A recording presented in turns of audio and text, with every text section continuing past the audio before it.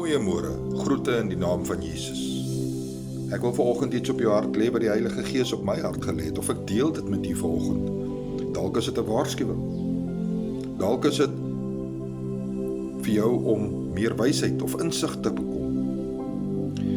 Weet jy, die woord wat op my hart gekom het is, soos die dae van Noag, met die bou van die ark, het baie mense hom uitgekoggel, of vir hom gelag, en sê, waar is die reën, jy bou 'n boot? Wanneer gaan hy boot op die water dryf? En ek kan nie help anders as om te dink aan Matteus 25:10, waar die Here praat van 'n geopende deur. Maar daai deur is net geopen vir 'n sekere tyd. En nou praat ek van maagde, ek praat van kinders van die Here. Die deur is net vir 'n sekere tyd oop. Net soos in die dae van Noag, die ark klaar gebou is en dit begin reën, te besef die mense,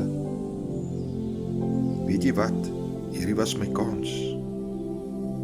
Soos in die boek van Matteus 25, waar die ander gaan ekstra olie koop het, omdat hulle nie genoegsaam voorberei het nie, hulle nie genoegsaam gehad het nie. Toe hulle by die deur van die bruilof kom, toe is die deur gesluit. Toe hulle klop, die bruidegom maak oop, toe sê hy, gaan weg van my, julle het julle kans gehad. Net so gaan die kans of die genade wat die Here ons gegee het, ook tot 'n einde kom. En wanneer daai deur gesluit het, gaan niemand meer ingaan nie. Jy weet, sweef soos 'n arend op die genade van die Here, die beskerming, die bewaring. Die boodskap is, die tyd is nou, want niemand van ons weet hoeveel tyd daaroor is, of wanneer die bruidegom gaan kom, om sy bruid te kom haal nie. Moenie verder talm nie, moenie verder tyd mors nie. Soek die aangesig van die Here.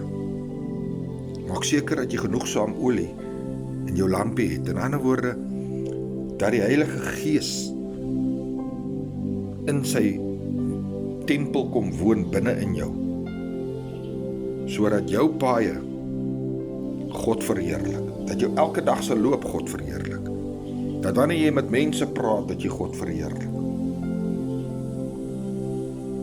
Nou net, niemand weet die tyd van Jesus se koms nie. Die vraag op almal se lippe moet wees, is ek reg?